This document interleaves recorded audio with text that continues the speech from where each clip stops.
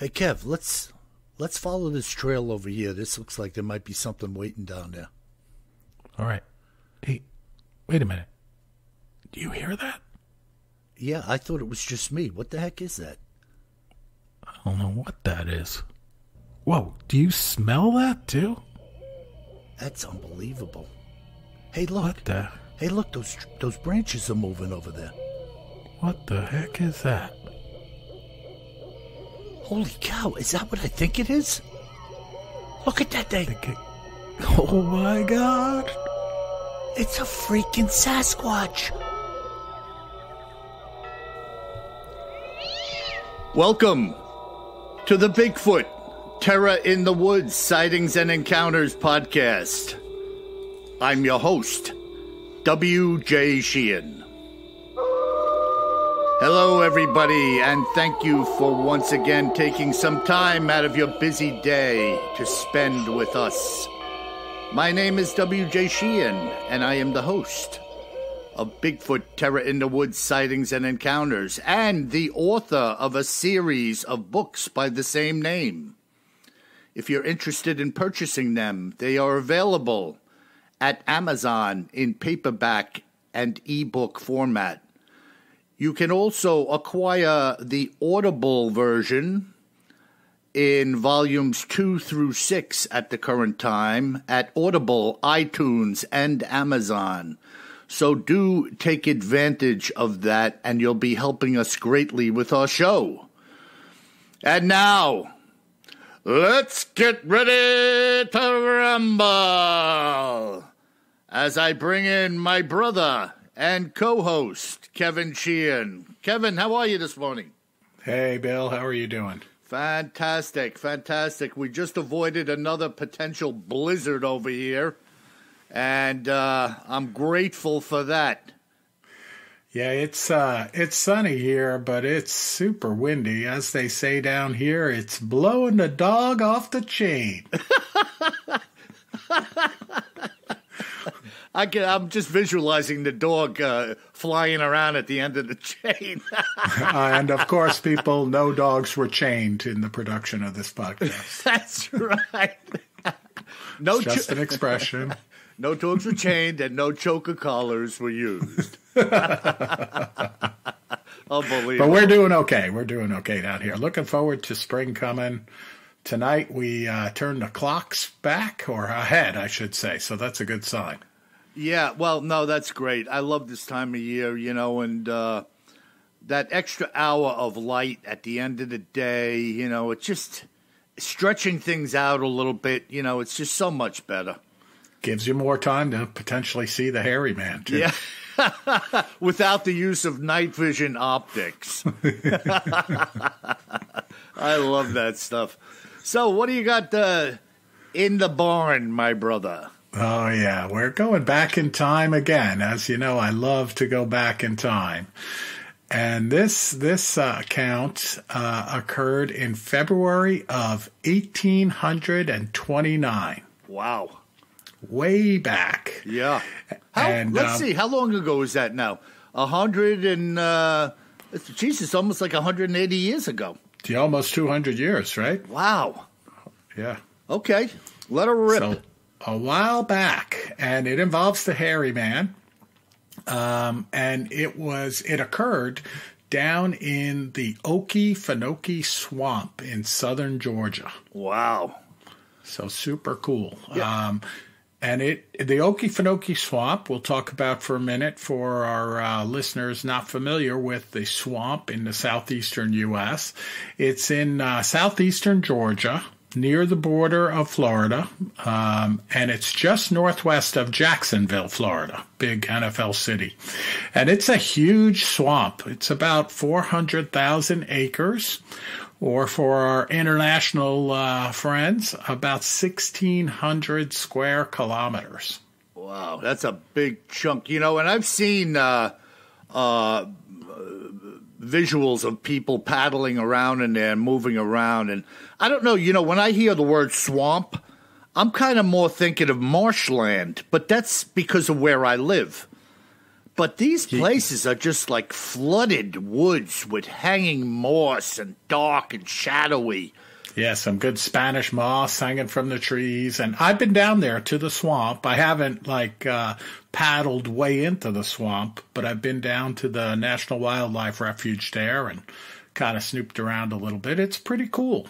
Very cool. Yeah, it's creepy looking. I could see if you were in there moving around and saw something, there'd be an extra layer of creep applied to it. Well, you got a ton of gators swimming around there, too. Yeah, always looking at you. Little prehistoric creatures swimming around your canoe. Yeah, nice. Waiting for you to fall out. Yeah. So the name Okeefenokee is pretty cool. Not only is it fun to say, but it comes from the Native American word meaning trembling earth.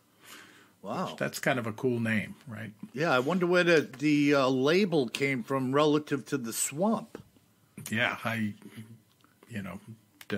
don't know. Yeah, it's just an oddity, But this account was well publicized back in the day. So an article appeared first in the Milledgeville, Georgia Statesman periodical back in the day in January 1829. And then on February 9th, 1829, the article was reprinted or republished by the Connecticut Sentinel.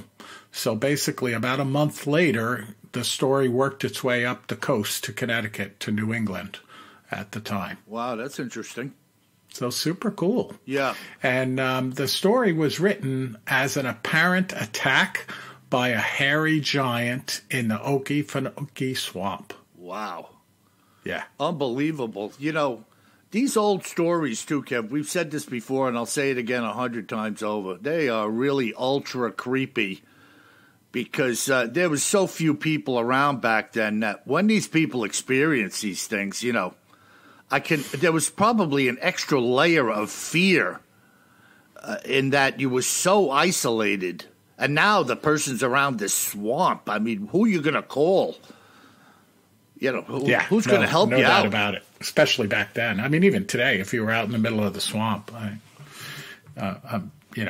I don't think you can even whip out your cell phone and make a call. Yeah. No towers down there. How do you tell them where you are? Exactly. I'm in the swamp, man.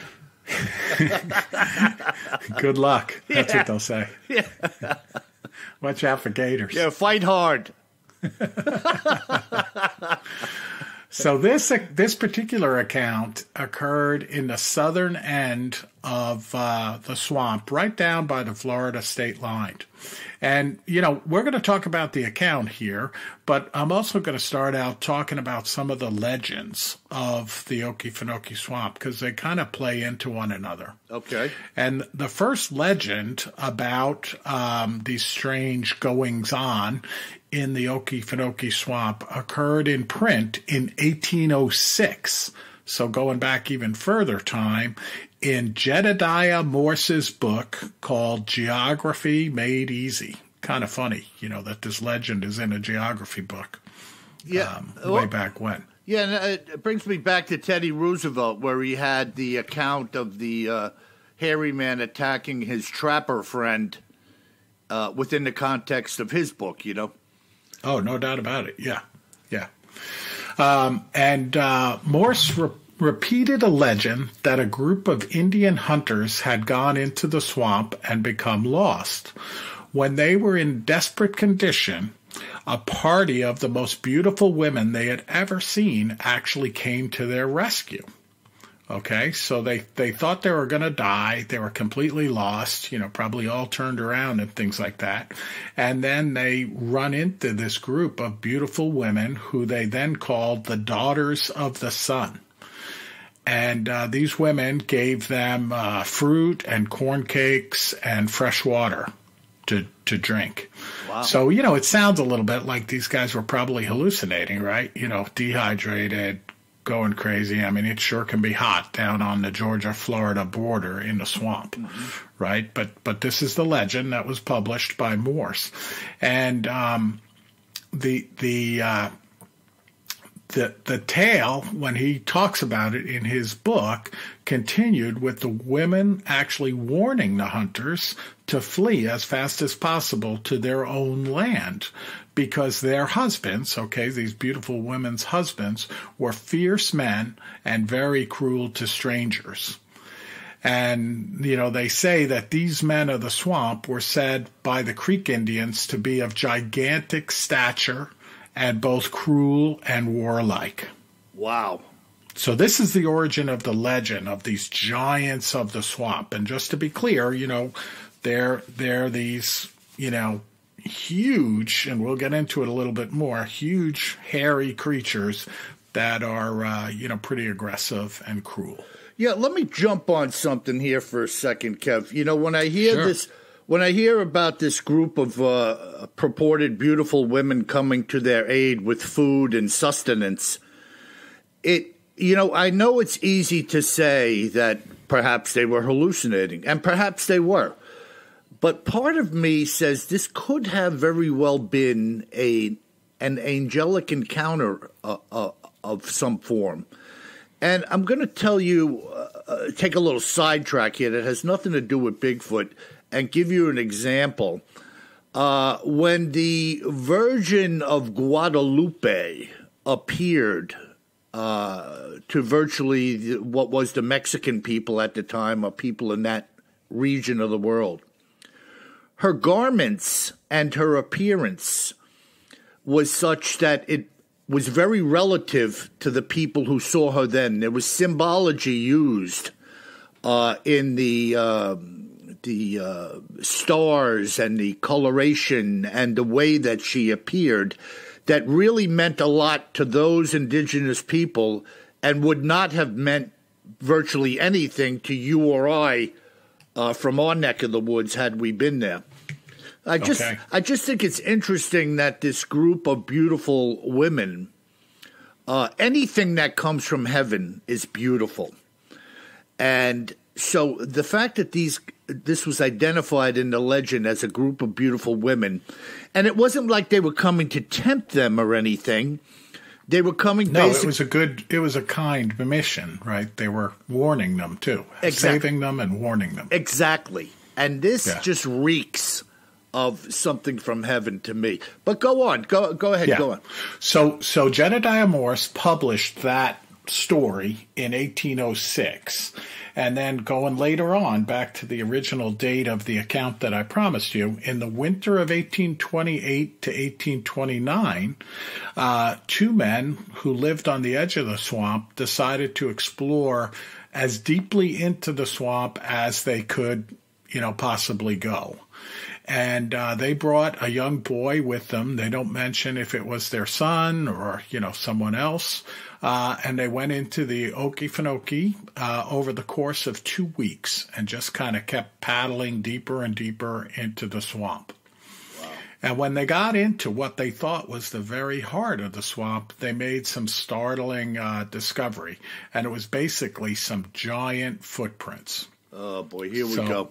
Yeah, exactly. 18, they measured them, and this is in the account, 18 inches long and 9 inches wide. And think of the immensity of this area, Kev. A 2-week paddle, and they believe they're in the middle of the swamp. Oh, yeah, exactly. I mean, this is a huge place, this Okeefenokee. Oh, yeah, and you got could you imagine the insects and the snakes, let alone the gators? Yeah, well, there's no doubt. This is not a place where you want to be if you don't know what you're doing. Yep. Wow. Yep. So these guys and the boy, they're in there, and at that point, they'd seen enough, right? So they see these giant footprints clear as day, and they ended their expedition, and they retreated out of the swamp. And they reported what they saw to the newspapers, the local newspaper at the time. And basically, folks read about the story, and it excited a group of hunters who lived just south of the swamp across the Florida line at that time. And they went back into the swamp, this hunting party with one of the members of the original party. So one of the original 3 that saw the footprints went with these guys from northern Florida back into the swamp to try and see if they could see anything else. Wow. So now this was, I'm a little I'm a little flip-flopped here. This was part of the legend, or this was an investigation of the legend? So the legend was 1809. Right. And the two men and the boy went into the swamp in 1829, the winter of 1829. They saw the footprints. Then they came out. They told the current newspaper, the local newspaper, about it. And then some folks from northern Florida that were hunters put a hunting party together and took one of the three with them and went back into the swamp. Okay, good. Yeah. So they write about it and say that, following some days, journeying into the heart of the swamp in a direction that their guide told them to go, which, their guide was one of the three that originally went in, they came upon some of the tracks that were originally discovered. So, and then they started pursuing traces of the tracks, and they came to a halt and determined to pitch a camp at that point and get some rest for the next day. Right? Yeah, okay. And this is the expedition that's described in detail in those newspaper reports that I talked about at the beginning. Okay, very good. Yep. And then they were talking about the fact, and I don't know if this is a historical thing, but they say that the hunters were discharging their guns to reload them with fresh powder for the night. And after they discharge their guns, so I guess maybe they're carrying them, it's swampy, and then they fire them to put some fresh powder in them, right, I guess? Absolutely, yeah. Well, your powder gets wet. Yeah, okay. And then, of course, right after they fire the guns, in the next minute, they say that he was in full view, advancing upon them with a terrible look and, ferocious face. And the hunters say that they gathered close together and presented their rifles. The huge being, nothing daunted, bounded upon his victims, and in the same time and instant received the contents of 7 rifles that were reloaded. Received the contents. Yeah, you love this old English. I think it means they threw some lead at him. Fire when ready! The fight, however, did not end there. So they write that he did not fall alone, nor until he had glutted his wrath with the death of 5 of them, which he effected by wringing the head from the body. Nice. Writhing and exhausted, at length he fell, with his hapless prey beneath his grasp. Jeez. So basically, he ripped some of the hunting party's heads off and then fell to the ground on top of a few of them while he was holding on to them. And this was with 7 musket balls, presumably having hit him, unless we had some really bad shots. You figure at least 6 of the 7 hit him. You got to think so, Good grief. Absolutely. And people say that the Kentucky long rifle, I don't know what kind of guns these guys had, but a lot of sharpshooters said that this Kentucky long rifle was the real deal. I mean, that old weapon could put a lead ball on target at long range. Yeah, it's amazing in that time frame. Once they figured out like the intricacies of producing a rifled barrel, made a big difference, right? Yeah. And I know out by us, there's a Civil War fort, Fort Fisher, and they have some of these huge cannons that are left from the Civil War with rifled barrels in the cannons. And when you look at how far they would fire these guns accurately, it's like, holy cow. Yeah, it really is amazing. Amazing for that era. Let me just take a side note here as we continue, Kev. This is kind of interesting.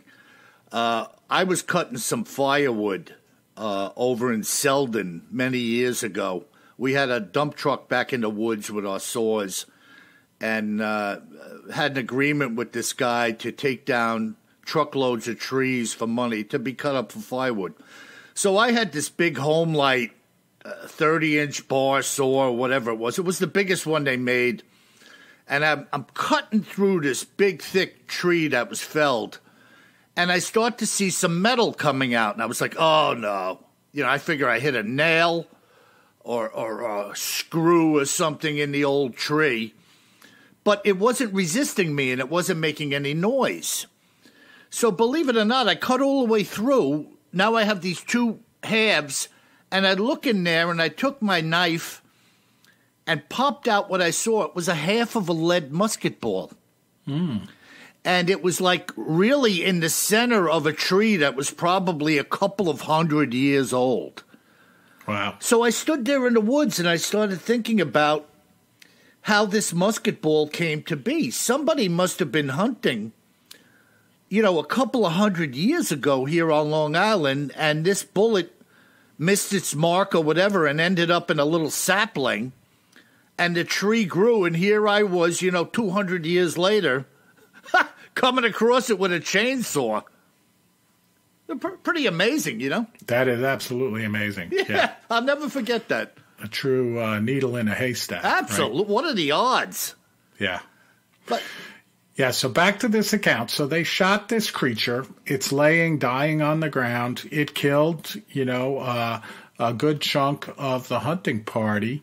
And this thing is laying on the ground, and it's groaning and kind of roaring and howling, according to the account. And they took like a quick closer look at it, and it's this hair-covered beast. But get this, Bill, they measured it as 13 feet from head to toe. Wow. So a true giant. Yeah, that's a big boy. Yeah. And the thing kept howling and groaning. So basically the hunting party, what was left of the hunting party, left their dead and dying comrades there and fled out of the swamp, because in the account they talk about the fact that they were afraid that the groans and the cries of this giant would attract other giants to come to its aid. There's no doubt. That's not a good place to be. No. When the family arrives. Yeah, and it's an amazing story. I mean, that's basically the end of the account that was published in the periodicals back then, and the newspaper correspondent who reported it, people of course asked him if he thought it was true, and he said, "Hey, I can tell you for sure that the people who live all around the Okeefenokee Swamp clearly believe the story. Like, there's no doubters present, and apparently these people disappeared, and never made it back." So if you think about it, going all the way back to 1829, published in some periodicals, this is definitely one of the earliest written accounts of a Bigfoot or Sasquatch. Now, let me ask you something, Kev. In your opinion, let's just say there was a 13-foot creature. What do you think the arm length would be on a 13-foot Bigfoot? It's just obviously a guess. Boy, I would say probably 6 feet or something like that. Not arm span, just one arm, right? Just one arm length. Yeah. Yeah, because, I've had one account is just coming into my head now. I think we did it. If we didn't, we will do it. That guy in the tree stand bow hunting, where he said that creature grabbed the heel of his boot in the stand coming up from behind him. Oh, yeah. And he claimed, I think he said 25 feet he set his stand at. I kind of think maybe he was off a little bit at that, but let's just say he had it at 20 feet, and then his heels were below the stand. Now, I don't know if 20 feet was the height or the top, the bottom, whatever. But he had a pretty good stand height in the tree, and this thing was able to reach up and just grab the heel of his boot. Awesome. Yeah. I mean, it would take a very tall creature with an extended arm to reach a guy in a tree stand. I don't know. Is there like a standard height for guys who bow hunt with a tree stand? They're trying to get as much height as they can to see, but then balance the range, right? Because if you think of it like a right triangle, right? Not to get all geometrical for you, but you're shooting then down the hypotenuse of the triangle, which is longer than your straight line range. So I would say you probably no more than 20 feet high. Right, because now, obviously, some of these compound bows today are ridiculously accurate. But I know I look at my recurve bows. I really only have an effective range with them, maybe 50 feet. I'm guessing I've never really paced off my targets that I'm shooting at. But I'd want to say maybe 50, 60 feet, 75 feet tops. I don't know if I'd really want to be shooting at something beyond that because it may end up in a wound rather than a kill. Well, plus also, even with the compound bow, you're likely not gonna get more than one shot.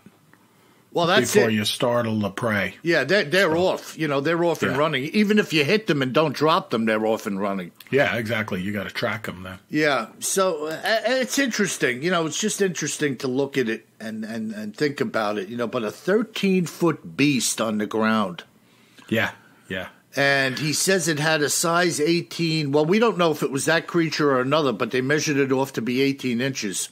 18 inches, 18 by 9. Yeah, so. And I've had so many accounts. People say 24 inches, 10 feet at the toe, 10 inches at the toes. These are like ridiculous. They're just gigantic. Yeah, really big. And so this goes all the way back to January 1829. And fantastic account. And then, of course, I have to mention that even today, there's a lot of sightings of creatures like this in and around the Okeefenokee. So, it wasn't a one-time thing. They continue to see creatures, but this is certainly the oldest account that I could find from the Okeefenokee. Yeah, no, that's it's just unbelievable. And that, once again, we go back to where could these things be that people aren't seeing them? Well, how about the Okeefenokee Swamp? Oh, yeah. So also, folks, we talk about it every week, Bill.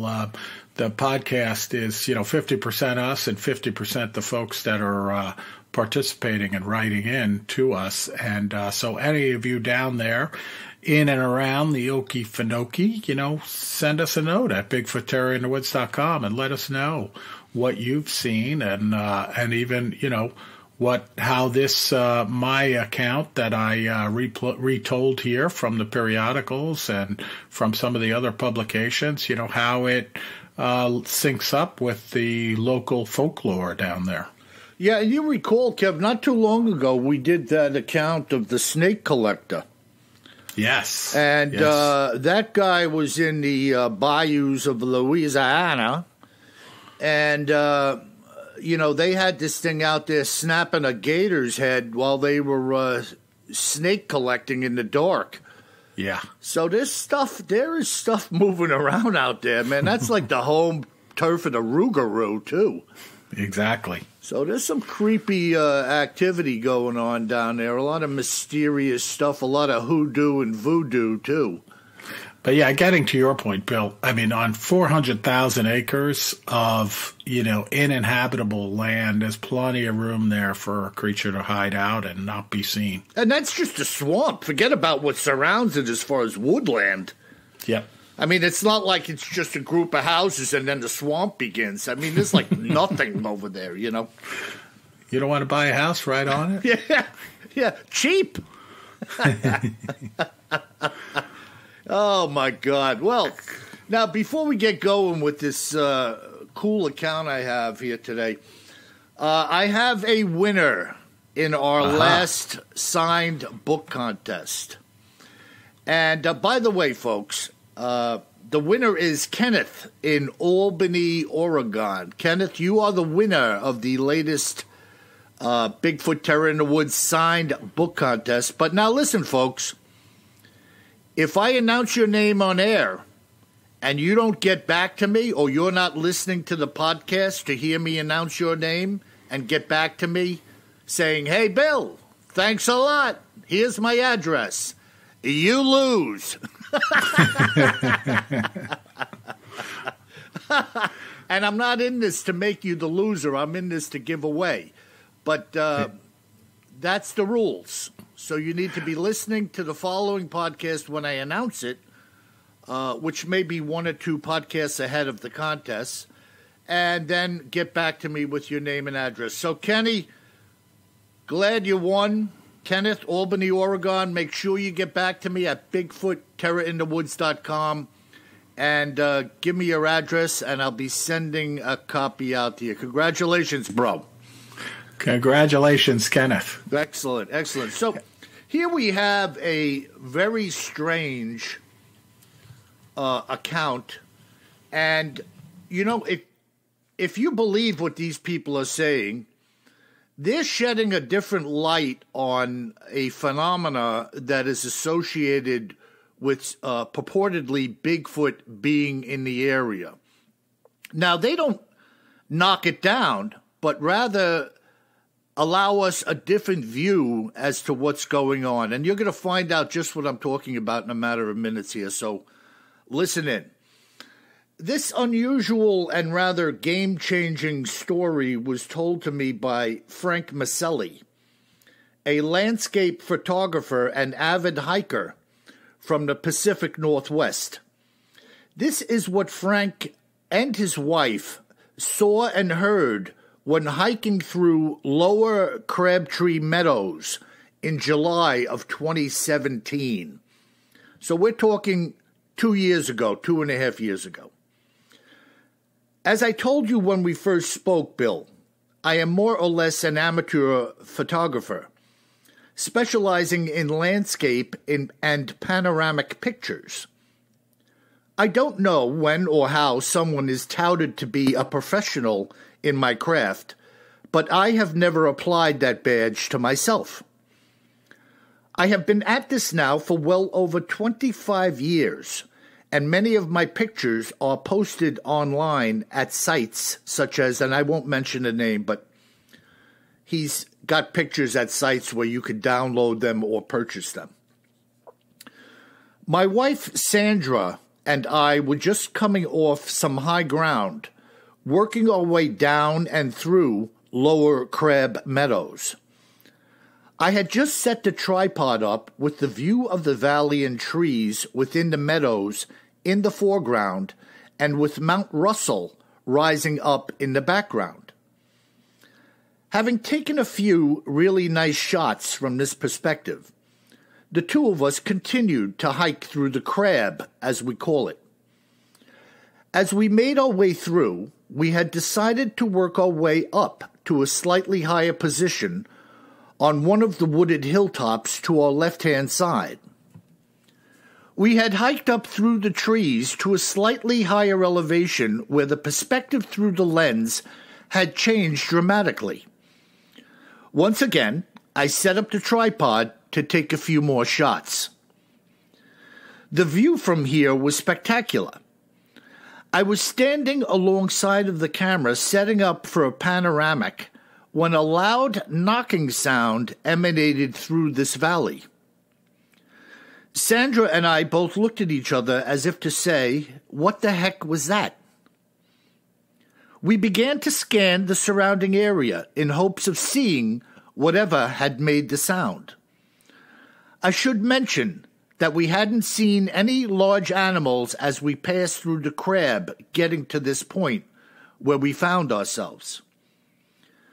I was using a telephoto camera lens, and Sandra was using a pair of field glasses to scan the area around us. After a few minutes, having heard nothing more, my wife said that she saw something dark pacing around in the timber on the slope to our right-hand side. I said to her, "What do you mean pacing?" She said to me that whatever she was looking at was standing on 2 legs and moving back and forth in a random manner within the trees. I immediately started scanning the area in which she was looking with my telephoto, and bingo! There, before my eyes, was a large black Bigfoot on the slope. Just so you can visualize what I was seeing through the lens, The creature was about 2 inches tall in the lens at this distance.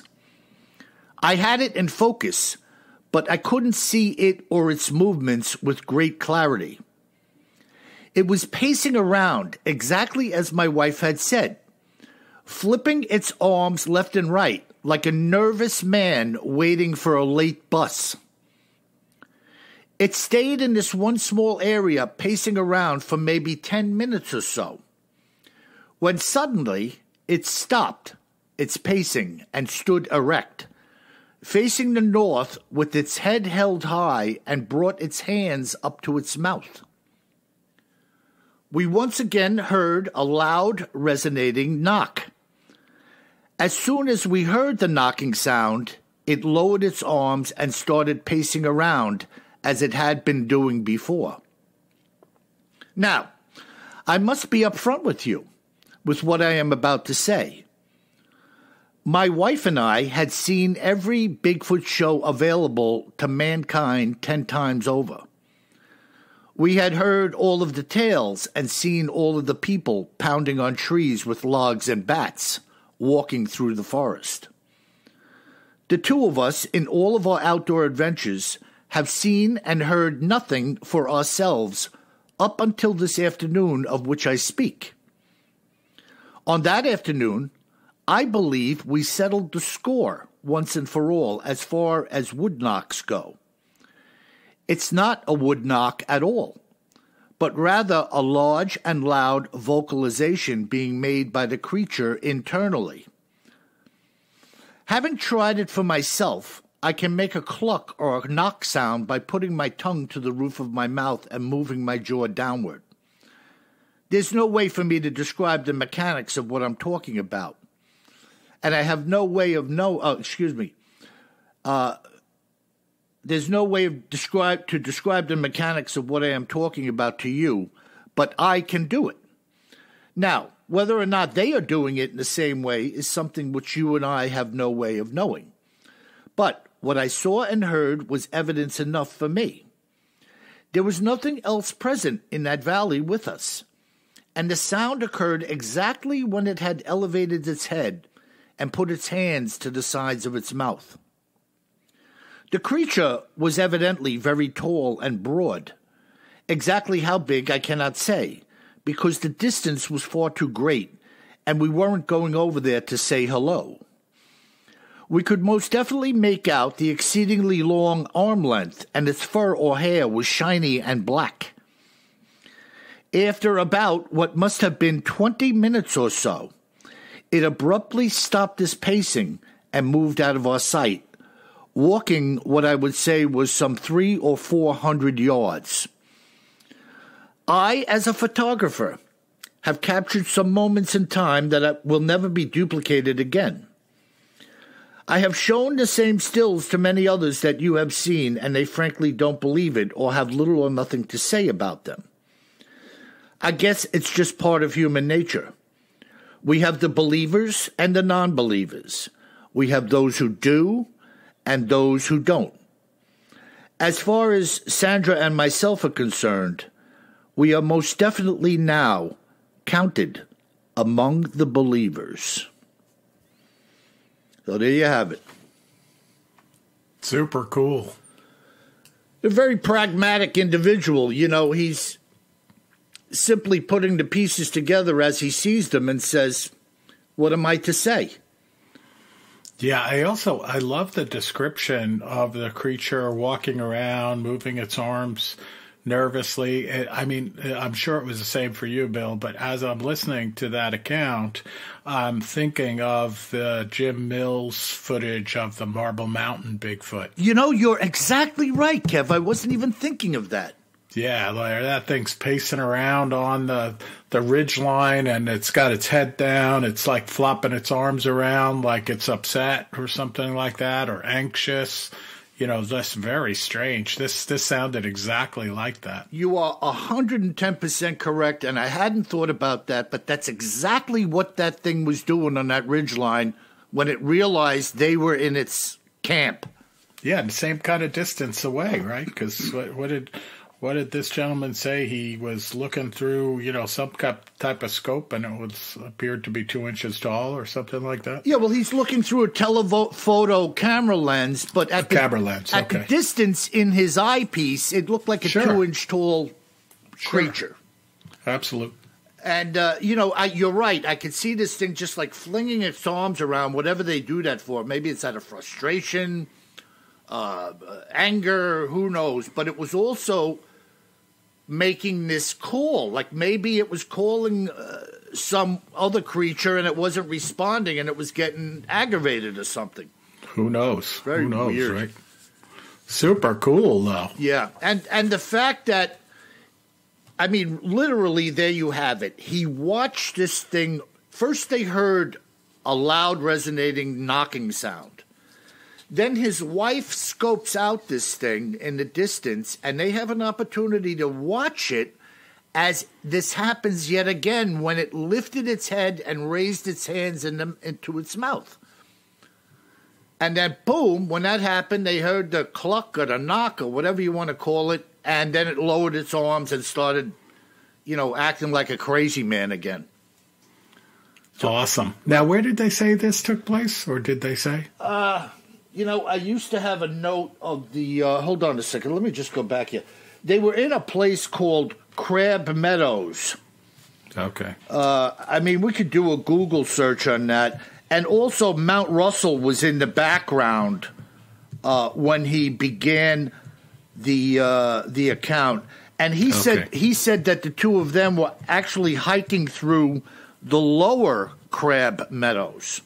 Okay. So lower Crab Meadows, lower Crab Meadows, and Mount Russell, and the beginning description was in the Pacific Northwest.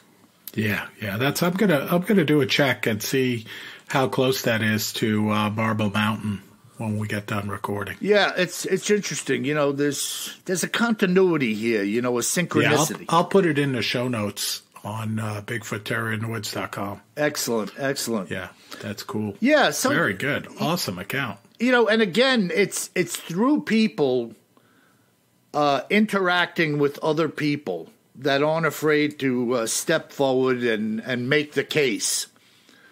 In the ending, I thought it was also kind of neat that basically he, like a lot of other people, says, I don't know about you, but as for me and Sandra, we believe. Yep. So, there you go. Very much like myself. Like, look, I don't care what you think, man. I know what I saw.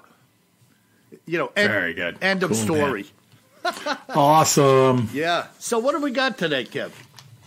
Yeah, we got a lot of mail, and I also want to thank everyone that participated in the contest. I mean, we got a ton of contest submissions. I mean, many, many more than we got before. And, of course, we said the winner was Kenneth from Albany, Oregon. And we're going to start out by reading part of what he sent in. But also, Kenneth, just so you know, I hadn't heard of this creature that you referenced called the Conser Lake Monster. I hope I'm pronouncing that correctly. But I did put it in my electronic cryptids file, so don't be surprised if you don't hear me talking about it in one of the cryptids in the news segments. So, but Kenneth writes in, and he talked about the fact that this is a very popular lake. And I'm going to read the first part. So he says, in 1960, the lake was easily accessible, a favorite haunting ground of the community's youth and young lovers. So I guess kind of a lover's lane. Of course, back then, Millersburg was far smaller than the 708 citizens it claims today. And the town of Albany, south of the lake, was probably half its size or even smaller. Just little communities where neighbors talked to neighbors, where the old Salem Road existed. Not the constant drone of Interstate 5, which lies just to the east, just on the other side of the malodorous Albany paper mill. It was a time when news spread quickly. It all started the year before when the driver of a mint truck, so they were harvesting mint, traveling in Millersburg, possibly near the lake where mint is still grown, was terrified by a tall white creature that resembled a gorilla. The white, hairy creature ran along at 35 miles per hour alongside the driver's truck, peering into the cab. Nice. Yeah. And then he talks in great detail about and gives the names of, let's see here, 7 different individuals that saw this creature and gave a written account of it on July 31st, 1960. Wow. So thank you, Kenneth. Super cool. Yeah, cool story and super cool cryptid. We're going to do some more research on that in the future. And again, thank you to everybody that wrote in. We had about 30 to 35 entrants in the contest with some of them with pretty detailed accounts of their favorite cryptid. Yeah, that is just freaking wicked cool, man. Kev, can you imagine 35 miles an hour rolling along in a truck, and this thing's pacing you, looking in the window, like, pull it over, Mac. Oh, it's terrifying. It's freaking unbelievable, man. And the fact that he mentioned, news traveled fast. I mean, without the aid or with the aid of whatever they had available there, one would tell another, and as people rode around or drove around, hey, did you hear what happened? Yeah. First generation social media. Yeah, awesome. Absolutely awesome. Very cool. All right, we'll go to some of our more traditional letters coming in here. So we'll start out over in the Emerald Isle in Ireland. And William in Ireland writes in and says, hey, Bill, you should have been a comedian. What do you mean I should have been? What's the matter with you? I have caught upon every podcast and bought all of your books as well. Uh-huh. The Emerald Isle salutes you and Kevin. Oh, thanks for mentioning me too, William, for a job well done. Regards, William. All right, William. Yeah, don't insult me with I should have been a comedian. Why don't you wake up over there? And, of course, William might just be saying kind things because we're also Irish. So, William, tell us about some of the creatures you might see over in the Emerald Isle. I mean, Bill, as you know, I've spent a lot of time over there. Maybe seen some creatures, but probably because I was out too late in a pub.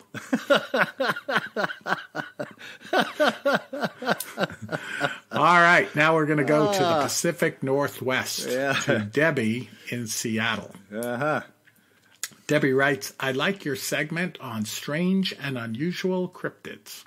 Who knows if they're real or just folklore? However, I stand with you, in particular regarding the older tales that Kevin digs up. You are right, Bill, in that people of yesteryear were more forthright when they spoke.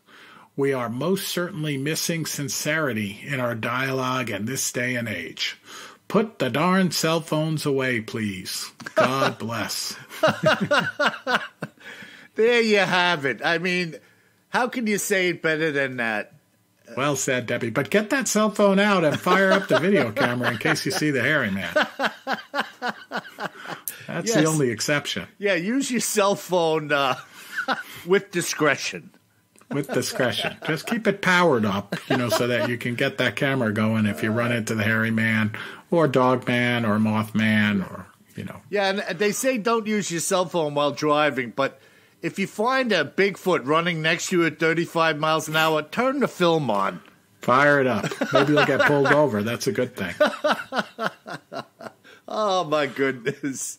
Awesome. And I can see William over there in the Emerald Isle, sucking down a glass of Guinness or something, No doubt. A glass of Guinness or even a glass of Moife's Irish Stout. Super cool. It's amazing, Kev. We have quite a few people contacting us from that neck of the woods, and it's kind of cool that, these men and women globally are tuning into this. I mean, it's just amazing. Absolutely awesome. Yeah. Yeah. All right, we're going to go to northern Quebec. And they say, first, this is from Anne. Anne says, first of all, we love your show. You are the best. I have had what I will say are several sightings while canoeing up here, in particular in the early summer. All 3 were in the bushes by the edge of the lake, never seeing an entire body, flashes of dark brown, an arm, etc. Nothing else stands on 2 legs and has a hair-covered arm, except a human in a fur coat.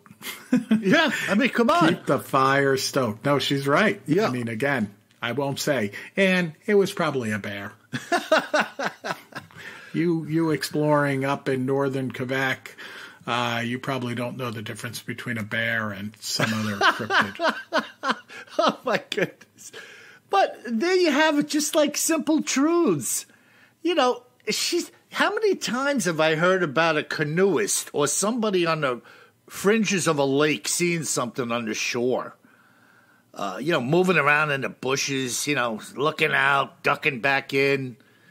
A lake is a tremendous food source. And oh, yeah.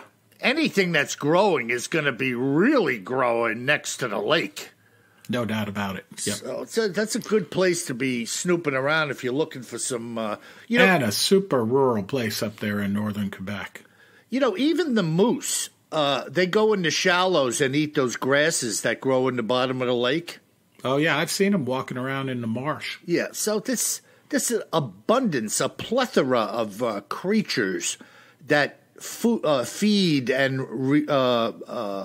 rely on these lakes and tributaries and estuaries for food and drink.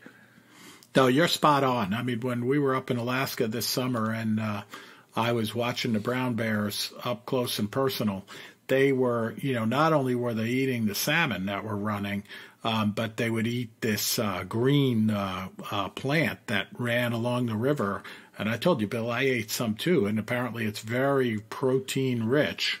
It tastes a little bit, like arugula or something like that you'd put on your salad. And they just go from salmon to chomping on the local salad along the side of the river. So same thing. It's an incredible menu that they're being offered. You know what I mean? Oh, if you think about it. They've got their proteins, they've got their omega-3s, then they head to the gym. Out of my way. It's tough to get 13 feet tall. You got to eat well. All right, Bill, and our last letter comes from one of my favorite states here in the United States, from Daniel in Wyoming.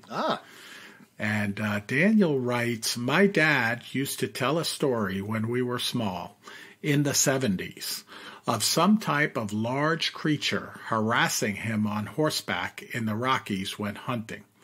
He passed before I was 12, but I wonder now if what was harassing him was in fact a Bigfoot. I always thought it was a ghost story or something of the sort. Great show. Wow. Well, at first, when I read this letter, I thought he was saying that the creature was on horseback. But I think he's talking about his dad was on horseback. Yeah, I think that's the way it went. But if you we haven't had any accounts yet of Bigfoot riding on horseback. Tribal Bigfoots on horseback. That would be an intimidating army. Woo! Whoa! Here they come. Watch out! Awesome. Oh, my goodness. Yeah, All right, well, that's it for this week, Bill. Some great accounts, some great viewer mail, great contest winner. Just want to encourage everybody out there again, thank you for writing in. Wow, the amount of mail we had this week is fantastic. And also, please, right now on your favorite podcast player, go in there and give us 5 stars. It makes a big difference. It draws more viewers to the program, and it allows us to continue to improve on the podcast each week. Awesome. And as we part our ways for yet the end of another podcast, may I remind you all, always carry more gun than you think you're gonna need. Sleep tight.